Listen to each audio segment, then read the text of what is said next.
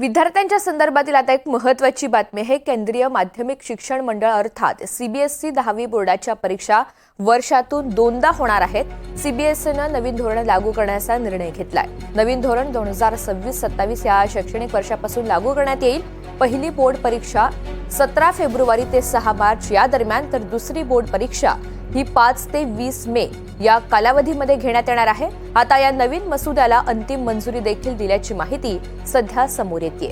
केंद्रीय माध्यमिक शिक्षण मंडळ अर्थात सीबीएसई 10वी बोर्डाच्या परीक्षा आता वर्षातून 2 वेळा होणार आहेत। सीबीएसईनं नवीन धोरण लागू करण्याचा निर्णय घेतला आणि हेच नवीन धोरण 2026-27 या शैक्षणिक वर्षापासून लागू करण्यात येईल। राहुल कुलकर्णी आपल्याला या सगळ्या संदर्भात अधिकची माहिती देणार आहेत। राहुल, नवीन धोरण हे आता समोर आलेलं आहे आणि या मसुद्याला अंतिम मंजुरी दिल्याची सुद्धा माहिती मिळते।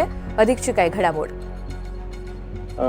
हा जरी अंतिम मसुदा असला तरी त्याच्यावरती 9 मार्चपर्यंत अजूनही लोकांना अभिप्राय देता येतील। विशेषतः जे केंद्रीय माध्यमिक शिक्षण मंडळावरती आहेत किंवा ज्यांना ह्याबद्दल काही मतं नोंदवायची असे पालक असतील, शिक्षक संघटना असतील किंवा देशभरातले तज्ज्ञ असतील, ते आपलं मत देऊ शकतात।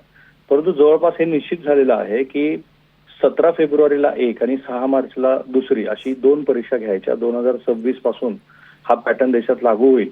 आता प्रश्न असा आहे की हे कशासाठी करायचंय, कारण महाराष्ट्रामध्ये अशा पद्धतीने 2 परीक्षा होतच असतात।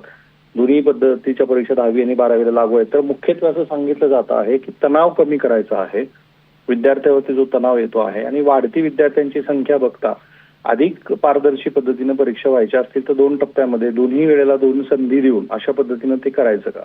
आता एक चर्चा ही आहे की पहिल्या परीक्षेचा आणि दुसऱ्या परीक्षेच्या दरम्यान कोणाला पार्टिसिपेट होता येईल, की ज्यांना पहिल्यांदा आपण परीक्षा दिली आहे परंतु चांगले मार्क्स आलेले नाहीत, असे विद्यार्थी दुसऱ्या वेळेला परीक्षा देऊ शकतात का। अशा सगळ्या विषयांची चर्चा या निमित्तानं सुरू आहे।